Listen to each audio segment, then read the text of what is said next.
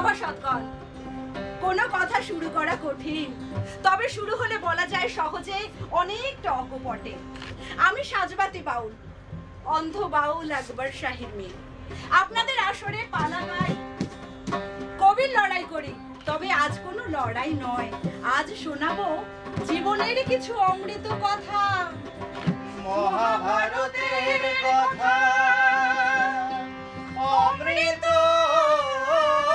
সমান কাশীরাম দাস কহে, শুনে পুণ্যবান। না সভাসদগণ, মহাভারতের কথা বলতে আসিনি আমি।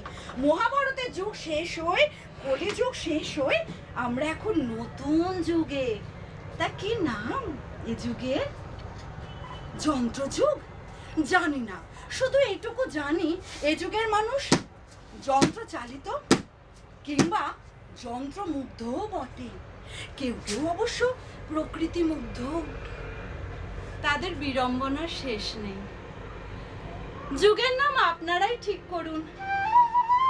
যুগের নাম যাই হোক, আজও একই ভাবে বয়ে চলে জীবন নদী, অমৃত নদী। আকুল হইলাম ভব নদীর পারে,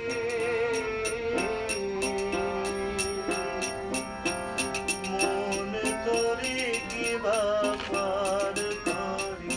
সভাসদগণ, আজ থেকে থেকে যার কথা মনে হচ্ছে সে হলো দেবযানী, মহাভারতের দেবযানী। যখন কচ দেবযানীকে প্রত্যাখ্যান করে চলে যেতে চাইলো, সেই কথা আজ বারবার মনে হচ্ছে। সে বারবার তার ভালোবাসার কথা বলেছিল, হে ধর্মজ্ঞ, এই নিরপরাধিনীকে পরিত্যাগ করিও না। তবু কচের মন নরম হয় না। নরম হবে কেন বলুন তো?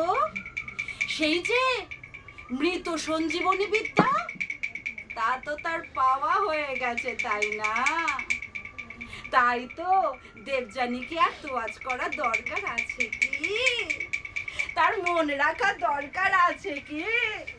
তাই তো তার জলের অভাবও হয় না। তাই সে কেবলই বলে, হে বিশালাক্ষী, তুমি যে শুক্রের ঔরাসে জন্মগ্রহণ করিয়াছ, আমি তাহারই উদরে বসবাস করিতেছিলাম। সুতরাং ধর্ম তো তুমি আমার ভগিনী হইলে, এরূপ কথা আর কহিও না। কি আশ্চর্য যুক্তি দেবযানীর সামনে সভাসদগণ। বলুন তো, দেবযানী তো কচকে জীবিত করে বাইরে এনেছিল। মানে বলতে চাইছি, দেবযানী কচকে জীবিত করতে চেয়েছিল তার পিতা শুক্রাচার্যের মৃত্যু হবে জেনেও। যদিও সে জানতো কচ জীবিত হয়ে তার পিতাকে আবার বাঁচিয়ে তুলবে, নাও তো করতে পারতো। মোদ্দা কথা, দেবযানী বিশ্বাস করতো তার কচকে। বিশ্বাসেরই বিষে মানুষ হয় বিষে হারা। বিশ্বাসেরই বিষে মানুষ হয় দিশে হারা। কে দেবে অন্তরের ব্যথা, কে দেবে অন্তরের ব্যথা, কে দেবে গো সারা, কে দেবে সারা।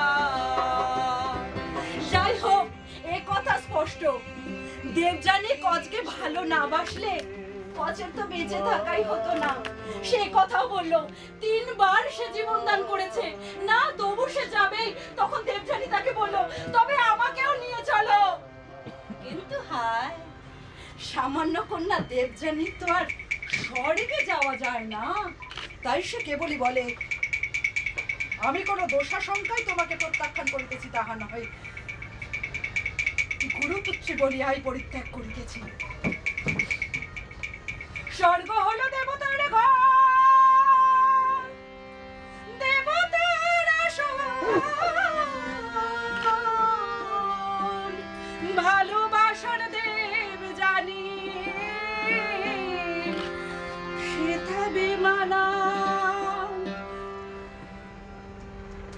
বলেছিলাম না সভাসদগণ, কথা শুরু করা কঠিন। শুরু করলাম কথা।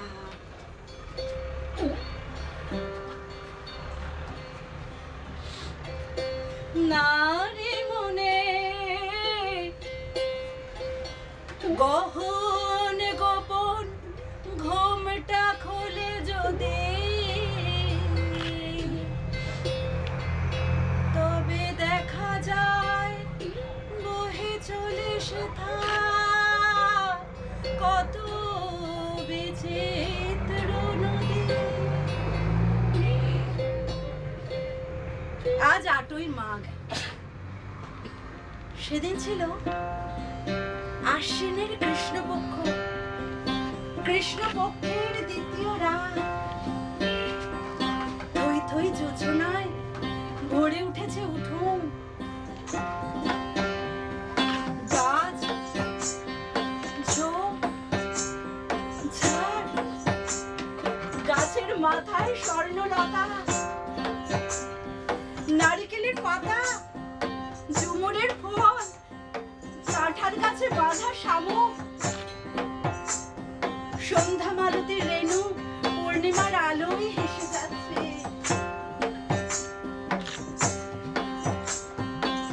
আমাদের বাড়ির সামনে দিয়ে বয়ে চলেছে ফুলঝোর নদী। থেকে থেকে তার ঢেউয়ের শব্দ আসছে।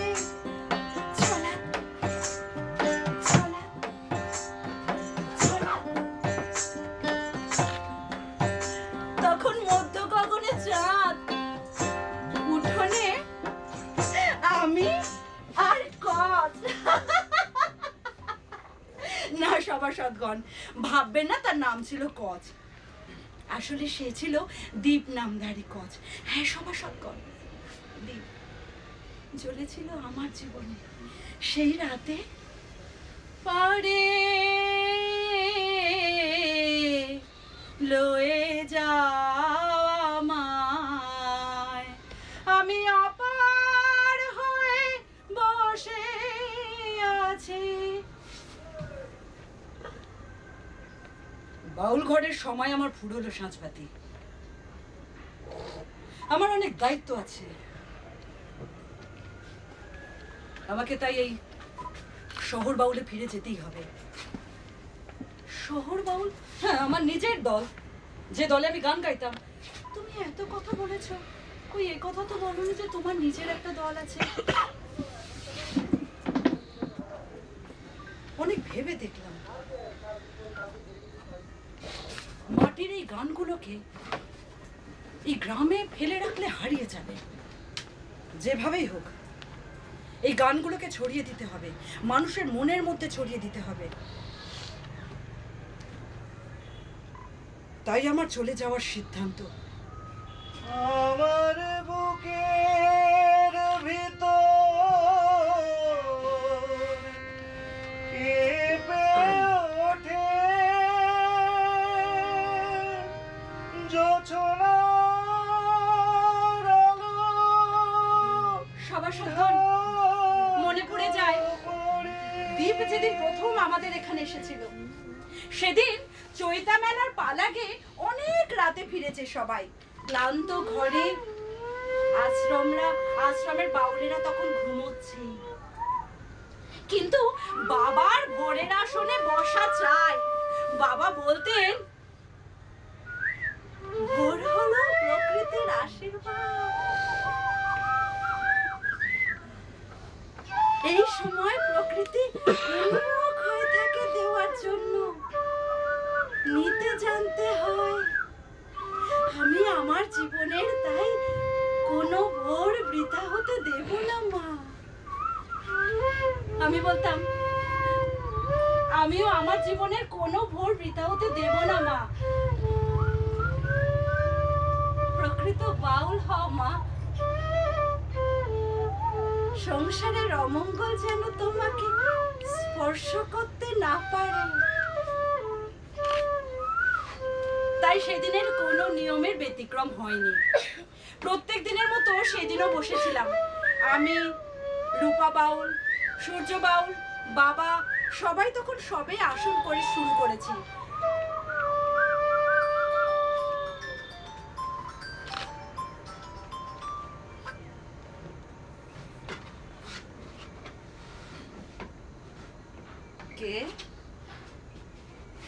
আমি দীপ, আপনাদের অনেক পালা গান শুনেছি, কালকেও শুনেছিলাম,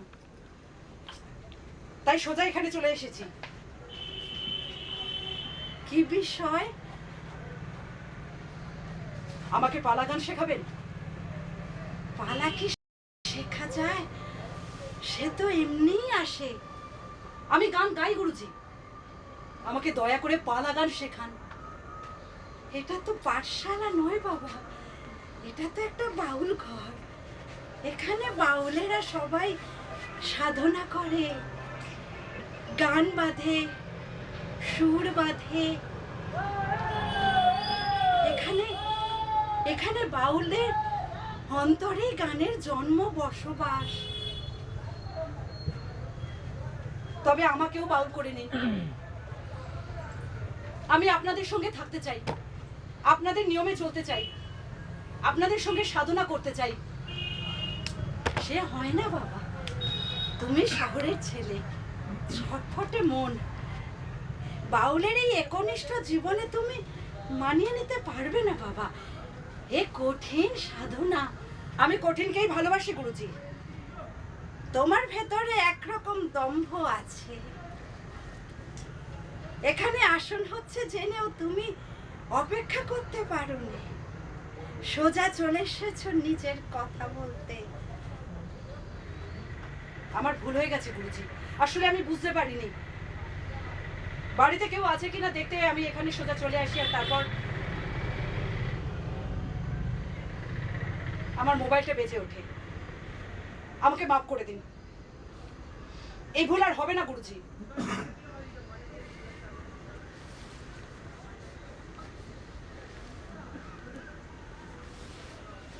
আমি শহরের ছেলে ঠিকই, কিন্তু শহর আমার ভালো লাগে না গুরুজি। শহরের মানুষগুলো কেমন যেন যন্ত্রের মতো, গান গায় দরদ নেই, গান বাঁধে প্রাণ নেই। শহরের মানুষগুলো কেমন যেন সব যন্ত্রের মতো। আমি আপনার শিক্ষায় শিক্ষিত হতে চাই, আমাকে বাউল করে নিন, আমাকে আপনার পায়ের তলায় ঠাঁই দিন গুরুজি।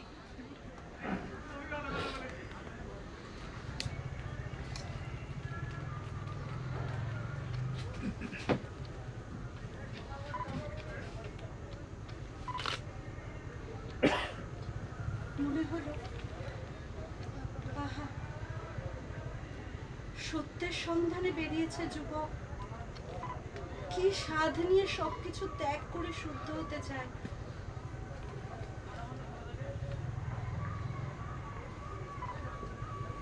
বাবা, ওকে একবার থাকতে দিয়েই দেখো না। বাউল মন আমার, বাউল মনের এক সাধনা, বাউল মনের এক সাধনা, সুরার প্রাণ, সুরে প্রাণে এক বলে কণ্ঠে আসে গান, সুরে প্রাণে এক বলে কণ্ঠে আসে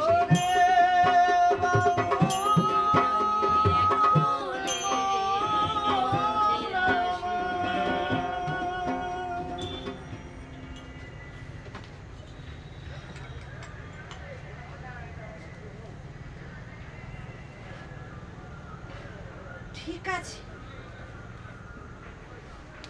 তবে তোমার এই মোবাইল টোবাইল এখানে রাখা চলবে না বাপু। মোবাইল একটা আছে বটে, কিন্তু সেও রাখা থাকে ওই রাতুল বাউলের কাছে। তাতেই সমস্ত যোগাযোগ করি, বায়না হয়। 2টো থেকে সন্ধ্যে 7টা পর্যন্ত খোলা থাকে বটে, কিন্তু ওর মাধ্যমেই তোমাকেও সব যোগাযোগ করতে হবে। কারোর সঙ্গে আমার যোগাযোগ করার প্রয়োজন নেই গুরুজি। তা কি করে হয় বাবা? আমাদের সবারই পরিবার আছে, বন্ধু বান্ধব আছে, সবাই বাড়ি যায়। হ্যাঁ, বেশিরভাগ সময় তারা এখানেই থাকে। চাষবাস করে যা অর্থোপার্জন হয় তার অর্ধেকটা রাখে এই বাউল ঘরে, আর অর্ধেকটা তারা নিয়ে যায় তাদের বাড়িতে। পালা গান গেয়ে যা রোজগার হয় তারও অর্ধেকটা রাখে এই বাউল ঘরে, আর বাকিটা নিয়ে যায় তাদের ঘরে। তোমাকেও সেই নিয়ম মানতে হবে। জি গুরুজি, আপনার সব আদেশ আমি মেনে নেব, কিন্তু বাড়ি যাওয়ার আমার কোনো উদ্দেশ্য নেই গুরুজি। আমার বড় ভাই থাকে বিদেশে, বাবা মা সেখানেই থাকে, আমি দেশের টানে দেশেই থাকি।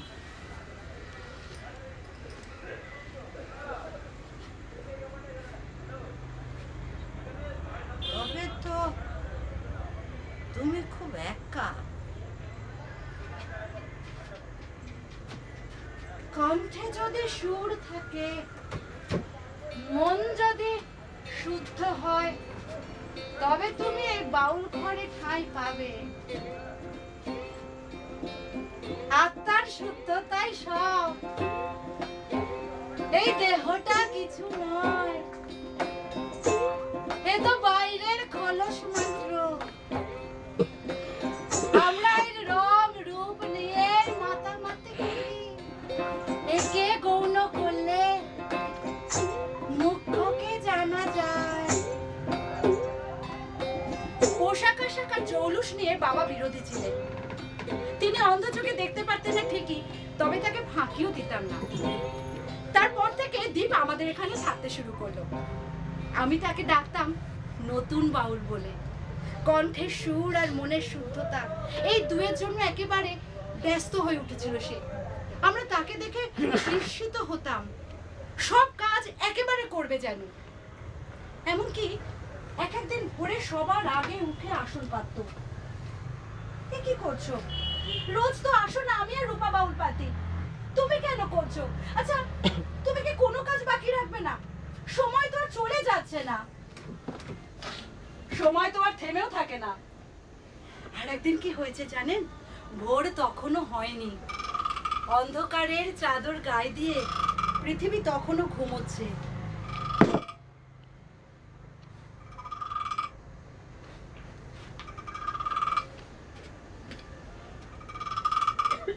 বাইরে বেরিয়ে দেখি দীপ বাউল ঘর লেপে বের হচ্ছে। আজ পর্যন্ত কোনো পুরুষ মানুষ বাউল ঘর লেপেনি। তুমি ছাড়ো, ছেড়ে দাও, এবার তোমার ছুটি। তুমি ছাড়ো, ছাড়ো বলছি। কি হচ্ছে কি? তুমি কি কোনো কাজ বাকি রাখবে না? ছাড়ো, ছাড়ো, এখানে এসে বসো, বসো, বসো। আমি বাউল ঘরের সবকিছু শিখতে চাই।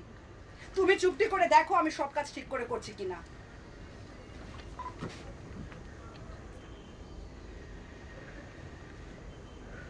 আমি অবাক হয়ে দেখি, সত্যি তো, কি নিপুণ ভাবে সব কাজ শেষ করেছে সে। চলো, শিউলিতলায় ফুল বিছিয়ে আছে, ঘুরিয়ে আনি।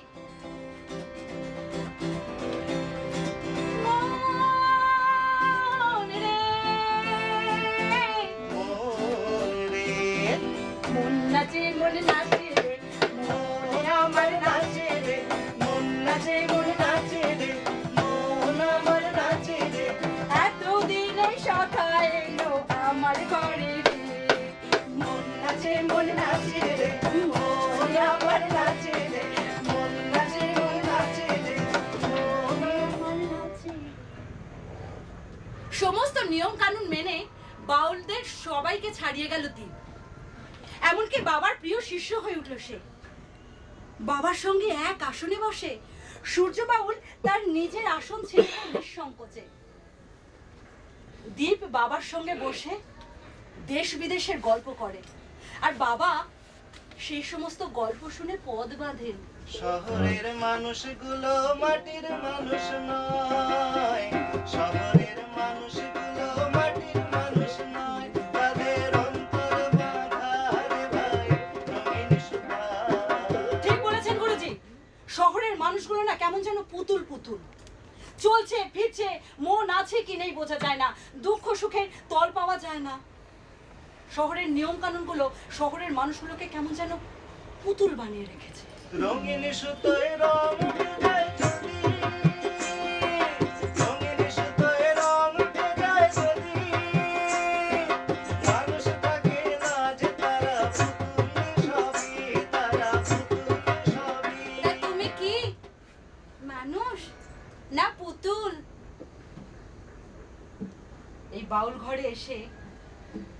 বোতলটার মধ্যে একটা মানুষ বাসা বেঁধেছে।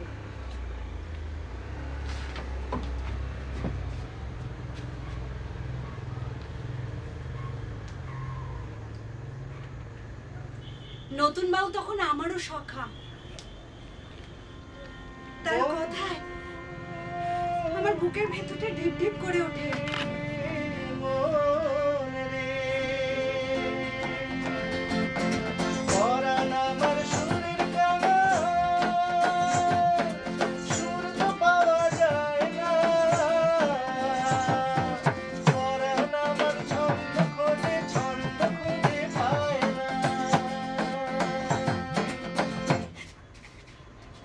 রূপা বাউল বলে, তোমার মরণ হয়েছে বুবু।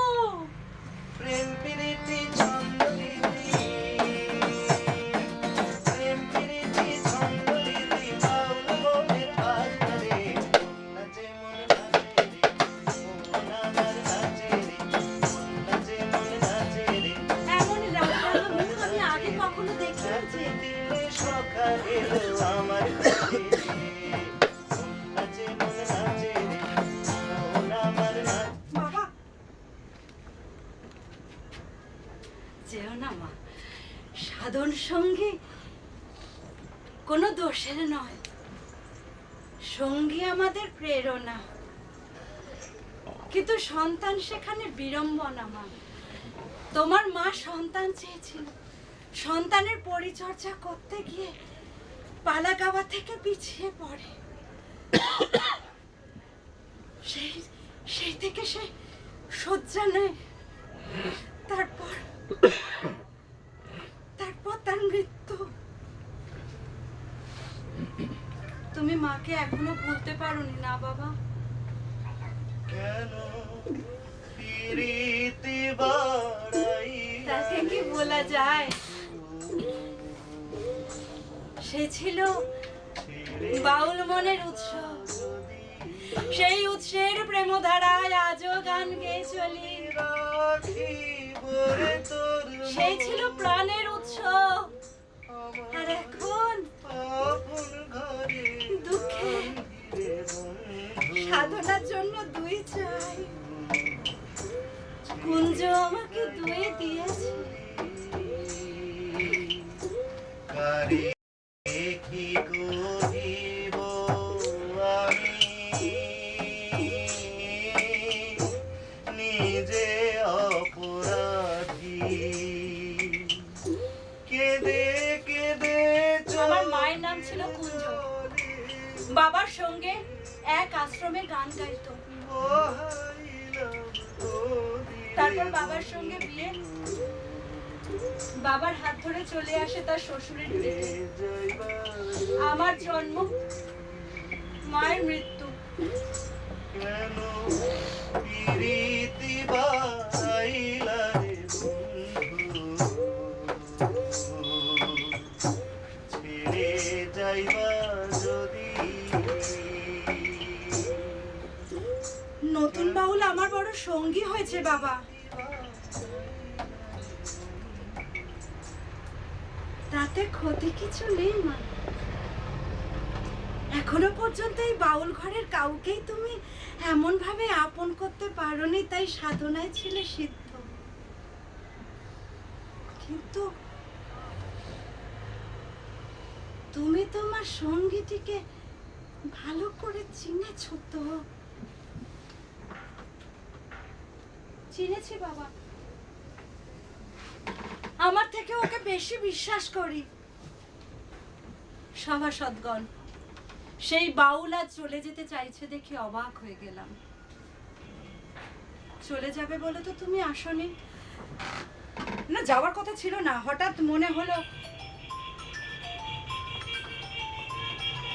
আসলে যেদিন থেকে যাব ঠিক করেছি, আর নিজের রূপে থাকাটাই ভালো।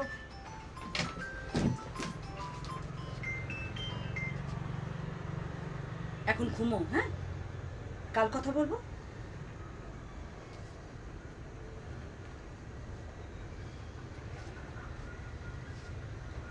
গত 2 বছর ধরে যে দ্বীপকে চিনি, এই দ্বীপ তো সেই দ্বীপ নয়।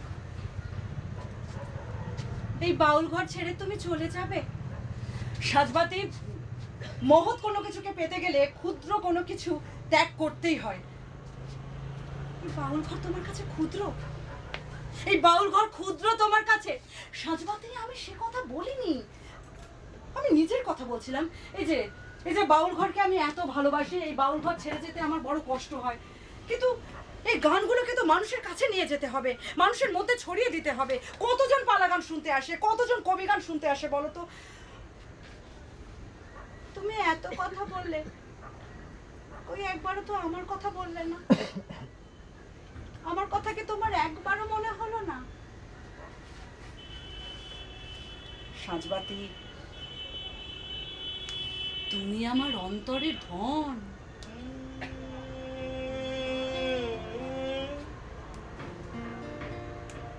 আমার মনের সব কুয়াশা কেটে গেল, আমি দ্বীপের বুকে মাথা রেখে হৃদয়কে অনুভব করলাম।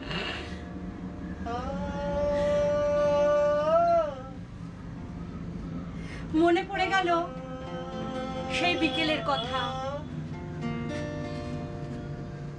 ফুলঝোর নদীর তীরে আমি আর দ্বীপ, একটা ডিঙি নৌকো বাঁধা ছিল। দ্বীপ বলল, তুমি নৌকা বাঁধতে পারো? কেন পারবো না, আমি নদী পাড়ের মেয়ে যে।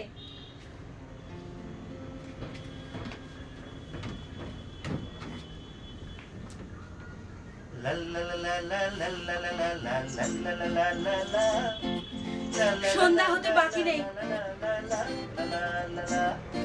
নদী শান্ত, ধীরে বাতাস বইছে, সব রাখালেরা গরু নিয়ে ফিরছে বাড়ি, কোনো জেলে নৌকায় নেই।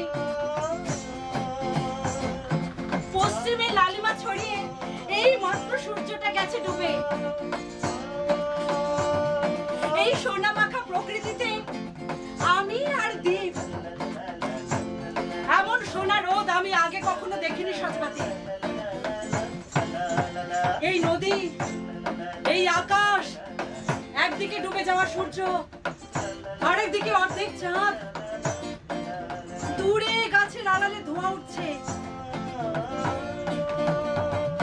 এটাই তো প্রেম সাজবাতি। আর এই প্রেমের অন্তরে তুমি, তোমার শাড়ির ভিতে, তোমার শাড়ির আঁচল, বেনি বাঁধা ভিতে, তোমার হাসি ভরা মুখ, মনে হচ্ছে তুমি একজন দেবী, এই মাত্র আকাশ থেকে নেমে এসেছো। সভাসদগণ, বুঝুন আমার মনের অবস্থা, কেমন উথাল পাথাল করে উঠলো আমার মন, বইটা গেছে থেমে। আর এর মধ্যেই দ্বীপ দুষ্টুমি শুরু করে দিল, তার সামনেতে না পেরে পড়ে গেল মাঝ নদীতে। আমি তো জানতাম না দ্বীপ সাঁতার জানে না।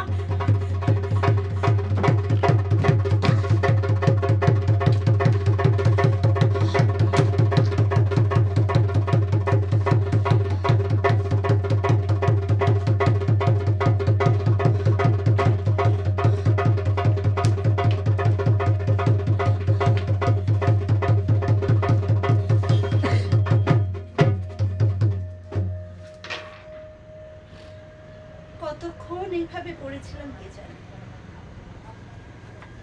সূর্য বাউল আমাদেরকে আবিষ্কার করে বাউল ঘরে নিয়ে আসে। বাউলদের সেবায় সেবারের মতো প্রাণ ফিরে পেয়েছিল দ্বীপ। জানেন সভাসদগণ, তারপর থেকে কি নিবিড় ভাবে উচ্চারণ করতো কথাগুলো। সাজবাতি, আমাদের তো সেদিনই মিলন হয়ে গেছে সাজবাতি।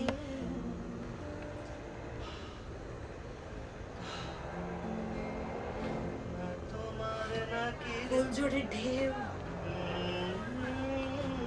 ফুলঝোরের পানি, ফুলঝোরের উন্মত্ততা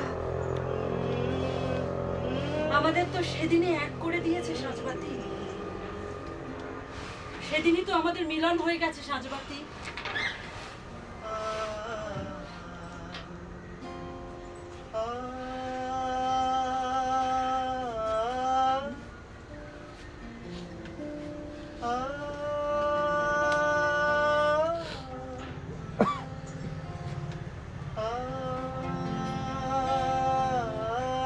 আমি দ্বীপের বুকে মাথা রেখে হৃদয়কে অনুভব করলাম। অনুভব হচ্ছিল আরো অনেক কিছু, এই আকাশ, এই গাছ, এই নদী। আচ্ছা, এই আকাশও কি আমাদের সঙ্গে শহর বাউলে যাবে? তারপর পালা গিয়ে ফিরে আসবো আমরা এই গাঁয়ে। এই গাঁ আমি বড্ড ভালোবাসি। আমিও বড্ড ভালোবাসি। আমার প্রিয় জায়গা কোনটা বলো তো? হিজলবন। মনে আছে যেদিন তুমি আর আমি প্রথম গিয়েছিলাম হিজলবনে? মনে থাকবে না? আমার গায়ের মন চেনালে তুমি। অথচ দেখো এখানে কেউ আসে না, কি যেন পরিস্থান। অথচ এখানে নাকি দোষ আছে। কবে কোন যুগে স্বামীর সঙ্গে কে ঝগড়া করে গলায় দড়ি দিয়েছিল, সেই জন্য নাকি এখানে কেউ আসে না। এত সুন্দর জায়গা।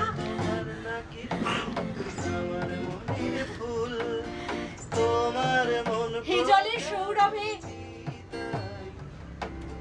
আর পাখির কাকলিতে আমরা দুটিতে হারিয়ে গেলাম। আমার মনের ফুল, কন্যা তোমার নাকের ফুল, আমার মনের ফুল, তোমার মন প্রজাপতি তাই তাই হয়েছে আকুল। কন্যা তোমার গানের ফুল, আমার মনের ফুল, কন্যা তোমার নাকের আমার গায়ের মন চেনালে তুমি। জানো হিজলবন এখন আমারও প্রিয়। তাই? আচ্ছা, আমরা কতদিন ছাড়া ছাড়া এই গায়ে ফিরবো? মানে মানে বলতে চাইছি আমরা যে শহর বাউলে যাব। তুমি আমার সঙ্গে যাচ্ছ কই, সে কথা তো বলিনি। আমাকে তুমি সঙ্গে নেবে না? না, নেওয়ার ইচ্ছে ছিল, কিন্তু কিন্তু এ জীবন আর সে জীবন তো আলাদা। তুমি সেই পরিবেশের সঙ্গে মানিয়ে নিতে পারবে না। আমাকে সেখানে মানাবে না। সাজবাতি, তোমরা এইখানে দোতারা, একতারা, হারমোনিয়াম এই সমস্ততে বাজিয়ে সুর তোলো। আমরা সেখানে violin, mouth organ, lead guitar, bass guitar, অক্টোব্যাগ এই সমস্ত বাজিয়ে সুর তুলি। সেসব কি সহজ কথা সাজবাতি? আমি সব শিখে নেব। সবার সৎগণ তার হাসিতে বিদীর্ণ হলো আকাশ। খান খান হয়ে গেল রাত্রের নিস্তব্ধতা। দূরে একটা বাদুর ডানা ঝাপটাতে ঝাপটাতে চলে গেল।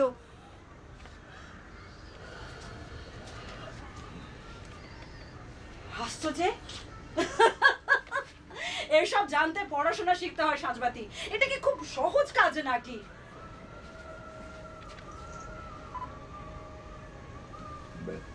আমার ক্ষমতা সম্পর্কে তোমার এই ধারণা হলো কি করে? কতটুকু চেনো আমাকে? আমি চিনি বলেই বলছি।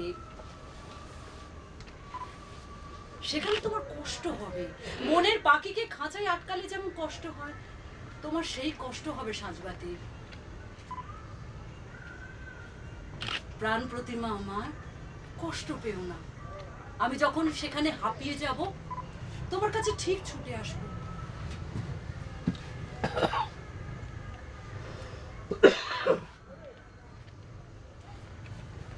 আমাদের বাউল ঘরের সব গান শিখে নিয়েছো তুমি? হ্যাঁ, আমি সব শিখে নিয়েছি। এমনকি রেকর্ড করা কথাটাকে এইভাবে নিও না। আসলে আমি যেদিন থেকে ভাবতে শুরু করলাম যে আমাকে চলে যেতে হবে, আমি রেকর্ড করা শুরু করলাম। গানের সুর তো ভুলে যেতে পারি বলো?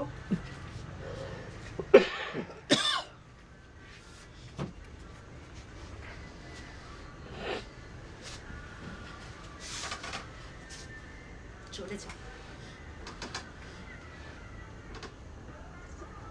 চলে যাও, চলে যাও।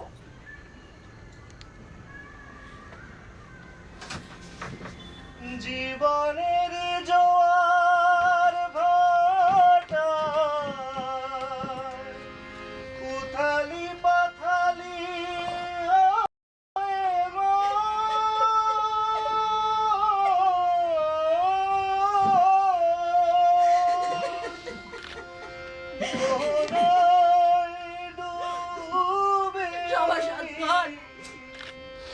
যুগে যুগে কৃষ্ণরা রাধাকে কাঁদিয়েই চলে, বুঝতে পারে না পিছনে পড়ে থাকা রাধার কি মনের অবস্থা হয়।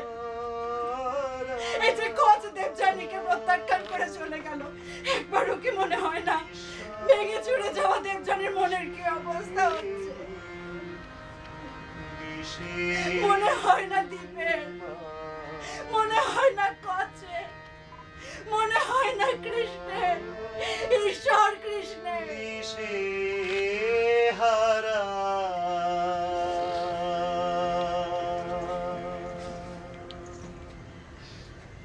সভাসদগণ, দ্বীপ চলে যাওয়ার পরে আমার সামনে আর এক সত্য সামনে এলো।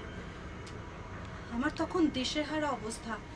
একদিন রূপা বাউল বলল, ও বাবু, বাউল ঘর সঙ্গী স্বীকার করে কিন্তু সন্তান নয়। এই আমাকেই দেখো না, সূর্য বাউলের সঙ্গী আমি।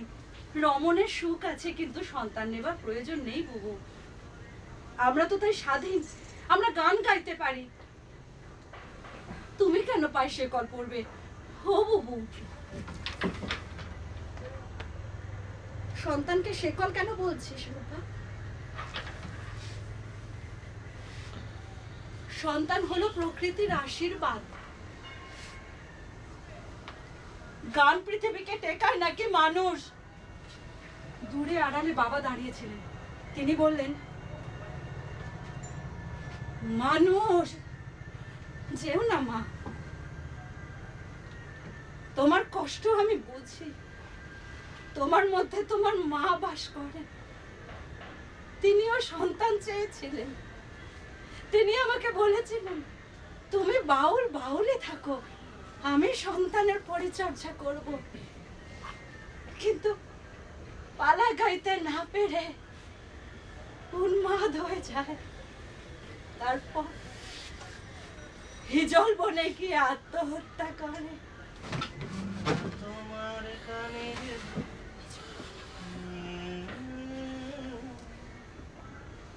কন্যা তোমার নাকি? তাহলে তো বাবা, এই সন্তান আমার মায়ের দান। না না না না সাজবাতি, আমি চাই না তুমি তোমার মায়ের মতো হও। সাজবাতি, সাজবাতি, তুমি গান গাও, তুমি প্রকৃত বাউল থাকো। সাজবাতি, সাজবাতি, যারা সংসার করে তারা অন্য কেউ।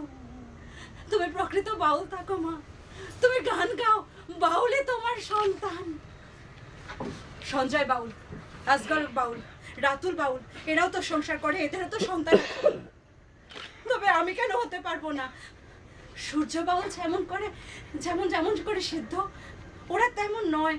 তুমি, রূপা বাউল, সূর্য বাউল, তোমরা বাউল, তোমরা গান গাও, তোমরা বাউলে থাকো মা। আমি চাই তুমি শুদ্ধ বাউলে থাকো। জীব হত্যার দায় আমি কেন নেব বাবা?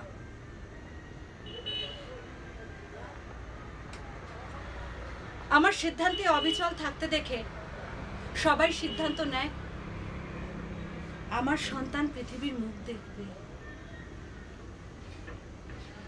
রূপা বাউল আমার পরিচর্যা শুরু করে, কিভাবে কি চলতে হবে আমাকে সবকিছু বলে দেয়।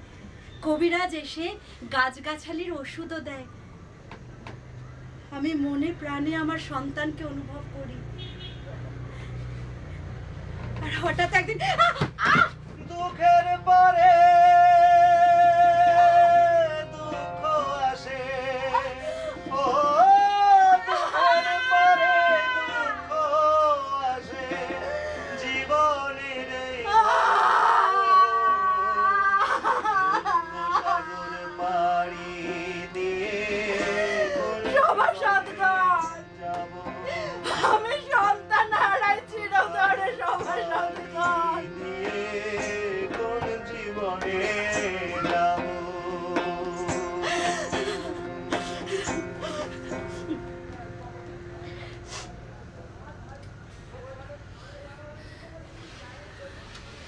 এই ছিল আমার নিজের একান্ত নিজের জীবনের ঘটনা। সভাসদগণ, একদিন সূর্য বাউল তার মাকে নিয়ে ডাক্তারের কাছে যায় শহরে। ফিরে এসে কি বলে জানেন?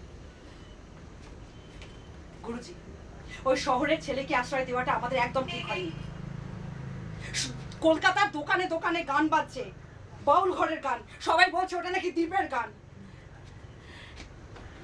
শুনছ, লোকে যখন আমাদের গান শুনবে তখন আসল নকল সবাই ঠিক বুঝতে পারবে। তা যা বলেছেন গুরুজি, সবাই জানবে আমরা দ্বীপের গান নকল করে গাই। তা কি করে হয় শুনছ?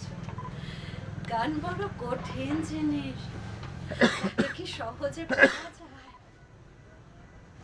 সকালবেলা কেউ যদি মাইক বাজিয়ে গান করে তাতে ভোরের পাখির কি আসে যায়? পাখি তো আপন মনে গান গায়, তার কোনো আক্ষেপও নেই, দুঃখ নেই।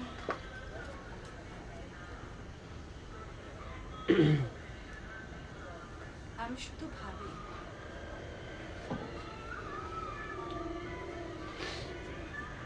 মানুষ চিনতে আমি এত ভুল করলাম। সারা রাত ঘুমোতে পারি না, উঠোনে এসে বসি, দেখি দাওয়ায় বসে বাবা গান ধরেছে। কন্যা তোমার জীবনে কি এত মূল্যহীন? পুরুষের ইচ্ছে মতো চলবে রাত দিন। বাবার গান শুনে আমি মরমে মরে যাই। অন্তর তোমার অন্ধ চোখে বাবা দেখতে পায় না আমার, কিন্তু তার চোখকে ফাঁকিও দেওয়া যায় না। শুধু নিজের লাগিয়া কন্যা বাঁচো একবার। কন্যা তোমার জীবন এত মূল্যহীন, পুরুষের ইচ্ছে মতো অন্তর তোমার অশেষ হয়ে অমৃতের আধার। শুধু নিজের লাগিয়া কন্যা বাঁচো একবার। সবার সদগণ, এইভাবেই সুখে দুঃখে দিন কেটে যাচ্ছিল বেশ। পালা গাইতে গাইতে গিয়েছিলেন পদ্ম পাড়ের গাঁয়। বর্ষায় তারা আমোদ করে পালা যাত্রা আসর বসায়। ইউনিয়নের চেয়ারম্যানের বাড়ি পালা বসেছিল, গোটা ইউনিয়নের লোক জড়ো হয়েছিল। গাছের ডালে বাড়ির চালে লোক থই থই করে। বাবা ধরলেন লাইলি মজনুর পালা। আমি লাইলি হয়ে পদ শুরু করলাম, আমার অন্তর মন সমর্পিত করলাম লাইলির পদে। আমার অন্তরের ব্যথা পদ হয়ে ঝরে পড়ে। জগতের কি নিয়ম সভাসদগণ! লাইলির জন্য কয়েস মজনু হলো, লাইলিকে পেল কই? কি নিঠুর নিয়ম চলে পৃথিবীর বুকে!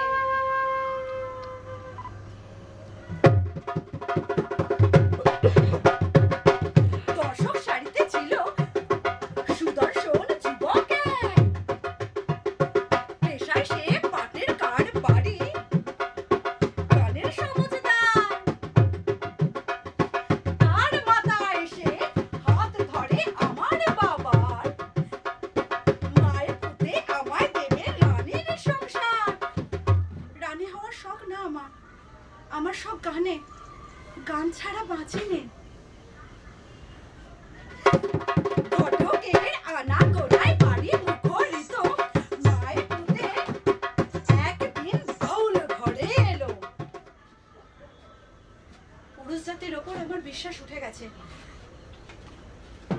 এ বিয়েতে আমি রাজি নই। আর তাছাড়া আমি কখনো মা হতে পারবো না। সবকিছু জেনেও বিয়ে করবে সে এখনো? সে বলে,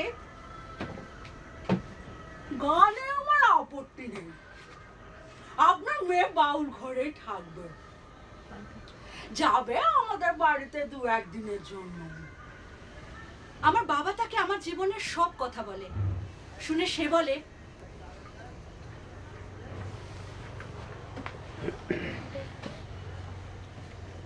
তাতে অসুবিধা কিছু নেই,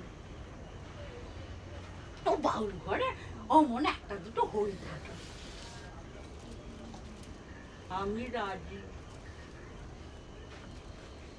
এমনকি সবাই আমাকে বলতে থাকে, ও বাবু, তুই আর অমত করিস কেন? তুই তো বাউল ঘরেই থাকবি। আর তাছাড়া দেখ, উপরি পাও না, দুলা ভাই আমাদের সাথে এসে যুক্ত হবে। তুই আর অমত করিস না বাবু। রাজি হয়ে যা, রাজি হয়ে যা। একদিন সবার অমতে যাকে আশ্রয় দিয়েছিলাম আমাদের ঠকিয়ে আমাদের গান নিয়ে গেছে চলে, আর আজ সবাই যাকে নিয়ে আমোদ করছে, যার কথা বলছে, বাবা যাকে যাকে স্থির করেছেন তাকে ফেরাবো কি করে? আমার প্রজাপতি মন নেচে ওঠে, জীবন অমৃত এক সুখ থাকে যদি, সোনার হরিণ সুখ তারে কোথা পাবি? জীবনেরই বাঁকে বাঁকে কত কথা থাকে,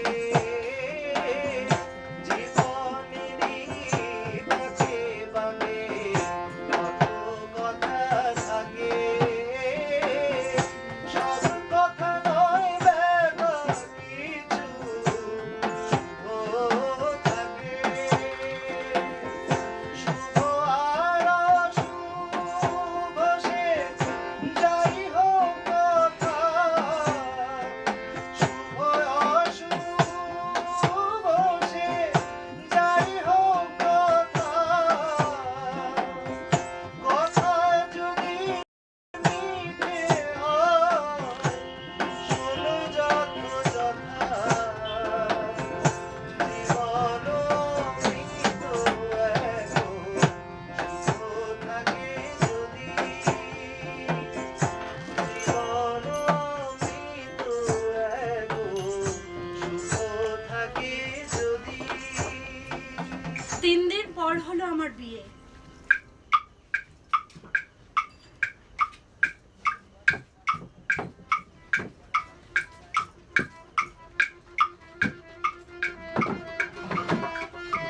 বর এলেন আমার ঘরে, কত আলো জ্বললো, কত রোশনাই, কত পটকা ফাটলো,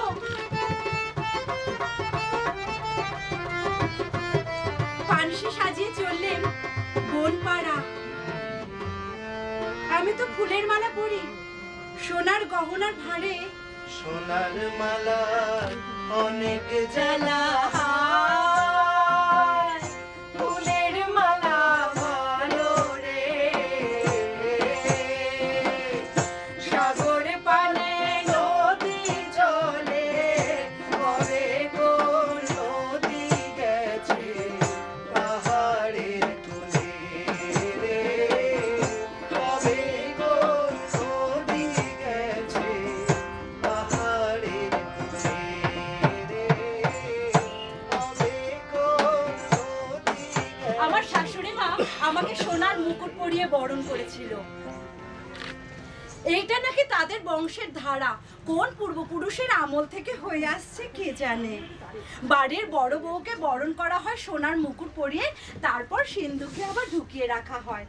আমার শাশুড়ি মা আমাকে আশীর্বাদ করে বললেন, পুত্রবতী হও, সংসারের মুখ উজ্জ্বল করো।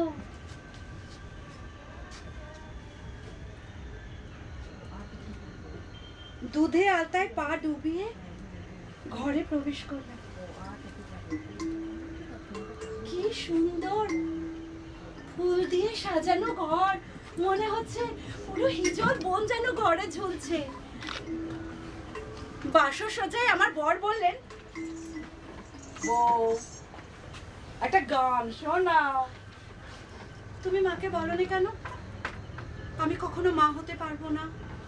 ও সময় হলে সব বলে দেব, ও নিয়ে তুমি চিন্তা করো না। তুমি আমাকে একটা গান শোনাও তো। আগে বলে ভালো হতো না, পরে বললে? আগে বলে মা বিয়েতে রাজি হতো নাকি? ও নিয়ে তুমি চিন্তা করো না, তুমি একটা গান শোনাও বউ। মাকে ফাঁকি দিয়ে বিয়ে করলে? বিয়েটা তো আমার মায়ের নয়। ও সময় হলে আমি ঠিক বলে দেবো। ও বউ, তুমি বাউলই থাকবে। আমি চাই না সংসারের কোনো প্যাঁচে তোমাকে পড়তে হয়। বউ, একটা গান ধরো বউ। বউ,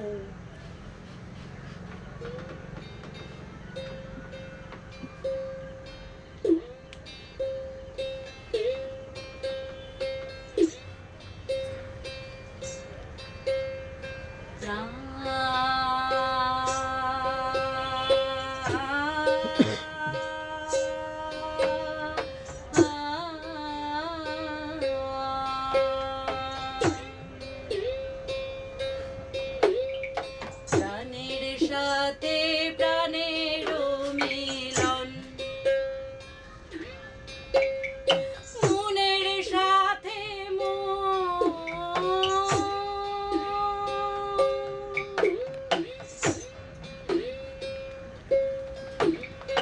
আসমানে জমিন হাস্যময় বিশ্বাসের বন্ধন, প্রাণের সাথে প্রাণের মিলন,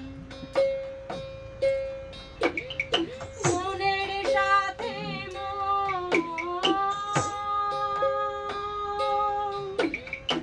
আসমানে জমিন হাস্যময় বিশ্বাসের বন্ধন। বিয়ের দিনগত পর চলে আসি বাউল ঘরে। আমার প্রজাপতি মন নেচে নেচে ওঠে। লিটন তালুকদার আসে যায়। একদিন এসে বলে, বউ বউ বউ বউ, ব্যবসা করে সপ্তাহান্তে বাড়ি ফিরে তুমি থাকো না, পুরো একা একা লাগে, শূন্য লাগে, মাঝরাতে ঘুম ভেঙে যায়, উঠে বলবে তাকে একা একা উঠোনে হাঁটি। আর একদিন বলে, বউ বউ বউ বউ বউ, মা বুড়ো মানুষ, সারা ঘর একা একা সামলায়, কাজের লোক কামলারা ফাঁকি দিয়ে কি না কি করে তাহার ঠিক নেই। তুমি আমাকে তোমার বাড়িতে নিয়ে যাওয়ার ব্যবস্থা করো।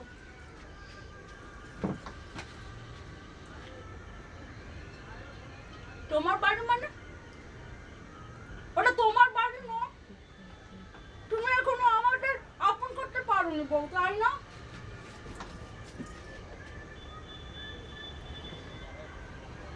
আমি যাব, আমার বাড়িতে যাব। এই না, আরে পালা গাওয়া যখন থাকবে না তখন যাবে, নাহলে পালা গাওয়ার কি হবে? তখন যাবে বউ। শ্বশুর বাড়ি যাওয়ার কথা ভাবলে আমার বুকের ভেতরটা কেঁপে ওঠে। যদি শাশুড়ি মা জানতে পেরে যায় আমি কখনো মা হতে পারবো না। কিন্তু লিটন তালুকদারের মুখের দিকে চেয়ে পালা গাওয়া কমিয়ে দিলাম। থাকতে শুরু করলাম বনপাড়ায়। সংসারে জড়িয়ে পড়লাম আষ্টে পৃষ্ঠে। ওদিকে বাউল ঘরের পাকাপাকি ভাবে ভার তুলে নিল রূপা বাউল নিজের হাতে। আমি সেখানে অতিথি মাত্র। সভাসদগণ জানেন, বাউল ঘরের কিন্তু নড়চড় হয় না, শুধু আমিই ঝরে যাই সেখান থেকে।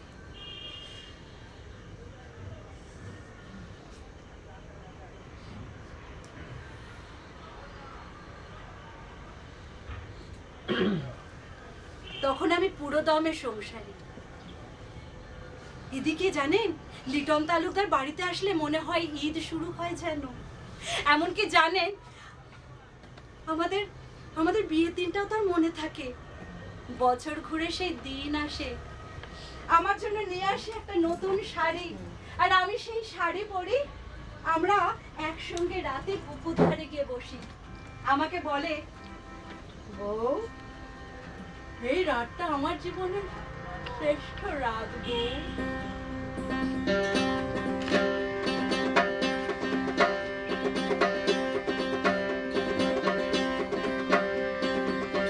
বসন্তের মাতাল হাওয়া, বসন্তের মাতাল হাওয়া বইছে কুতরায়, সেই হাওয়াতে প্রজাপতি, সেই হাওয়াতে প্রজাপতি উইরা বেড়ায়, উইরা বেড়ায়। আমি সুখের দোলায় দুলি, সেই দোলায় ভেসে যায় বাউল ঘর, ভেসে যায় আমার প্রজাপতি মন। ও সভাসদগণ, বলতে ভুলে গিয়েছিলাম, বিয়ের পরে পালা গাইতে গাইতে দেখি একদিন দীপ এসেছিল, গান রেকর্ড করতে এসেছিল হয়তো, এসে আমাকে আবার প্রতারণা করতে চায়। আমি বাড়ি ফিরে দেখি, ভাবি কোথাও কি দীপ আমার মনে কোথাও আছে, দেখি না, এক রাশ ঘৃণার পিণ্ড হয়ে স্মৃতিতে শুধু রয়ে গেছে। আমি তখন পুরো দমে সংসারী। একদিন শাশুড়ি মা বলে, বউ, কে বলবে মা তুই পালা গাইতিস, সংসারটার হাল যেভাবে তুই নিজের হাতে নিয়ে নিয়েছিস, মেজে থাক মা, মেজে থাক। একদিন আমার মাথায় তেল দিতে দিতে বলে, তো বউ, এবার একটা নাতির মুখ দেখাতে হবে কিন্তু। বউ, ওই দেখো, লজ্জা পাচ্ছিস কেন বউ? আমি শাশুড়ির মায়ের কথায় সংকুচিত হই। এই দেখো, সংসার করছিস, সংসারী হয়েছিস, এবার মা হবি না? এই দেখো, ও বউ, বউ, ওই দেখো লজ্জাবতী মেয়ে আমার, বউ।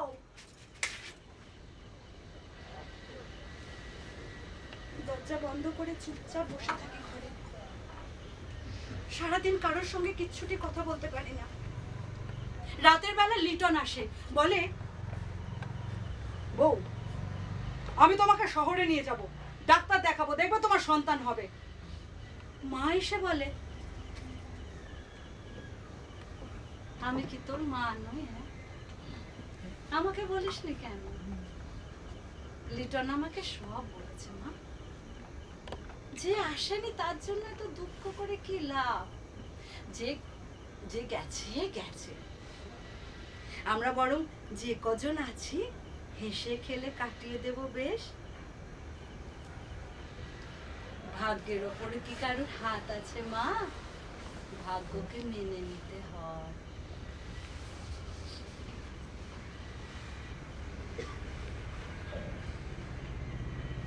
দেবীর বোধন হলো যেন,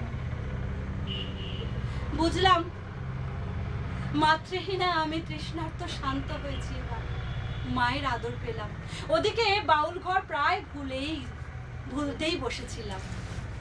একদিন আমি আর শাশুড়ি মা 5 গুটি খেলছি, ফুলো ফুলো ফুলো না এক একে দোগেন তেগেন চোগেন, ঝলকা ঝলকা ঝলকা একেতে জোর ঝলকা, সুষমা সুষমা সুষমা একেতে জোর সুষমা, পাহারাদার কুত্তা। সেই কোন মেয়ে বেলায় আমি খেলেছিলাম জানিস বউ। তারপর ননদের সঙ্গে খেলেছিলাম বিয়ের পরে, লিটন হওয়ার পর সব বন্ধ হয়ে যায়। এখন আবার তোর সঙ্গে খেলছি। তা মা, পরের সপ্তাহে লিটন আসবে তো, শহরে যাব কেমন মা, সেখানে ডাক্তার দেখাবো, দেখবি? ওই দেখো, আরে ডাক্তার দেখায় না, রোগ বগলে ডাক্তার দেখায় তো, দেখবি সব ঠিক হয়ে যাবে।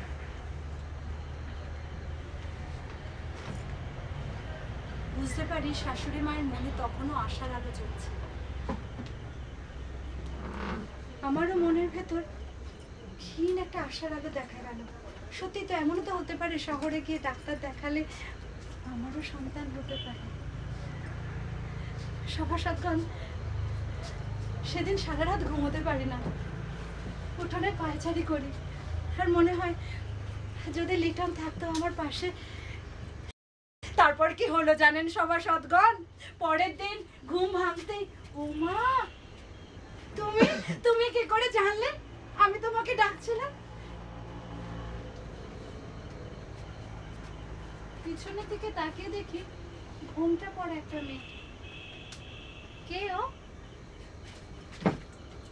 মা বুড়ো মানুষ। ভাবলাম তোমার একজন সঙ্গী দরকার, তাই সঙ্গী নিয়ে আসলাম। ওর নাম জবা। এই সরো তো, আমি পথে মানুষ, আমাকে একটু বসতে দাও।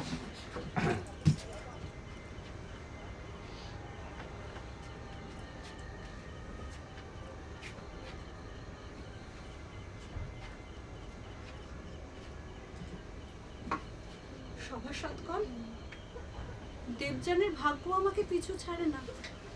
দেবযানীর জীবন এসেছিল শর্মিষ্ঠা, আর আমার জীবন এলো জবা। লিটন তালুকদার কৈফিয়তের সুরে আমাকে বললেন, বড় বউ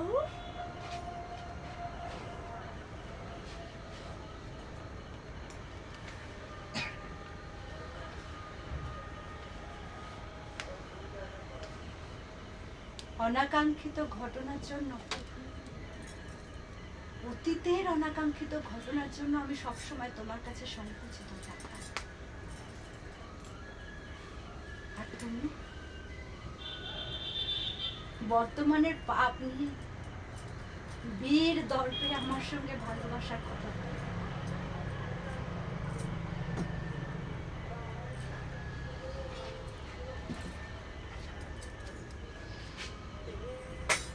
বাউল মন আমার, আমি অন্তরে ডাক পাই, বাউল ঘরে ডাক। সেখানে কেউ ছোট নয়, কেউ বড় নয়, সবাই সমান।